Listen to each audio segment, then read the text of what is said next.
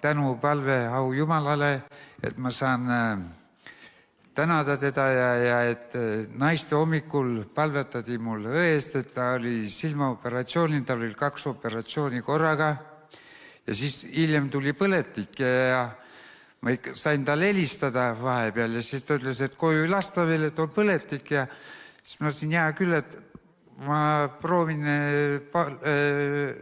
palvesoovile saata ja ta oli sellega nõus ja muidu ilma küsimata nagu ei tee sellises. Ta oli nõus, nii see asi jäi ja nüüd ta on kodus, on haiguslehel.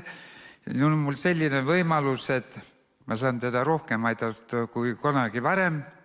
Aga asi on veel selles, et ma ütlen, et võiksid ju tulla kogudusse ja et iga kell võid ära. Tema ütleb mulle, et minu kogudus on kodus.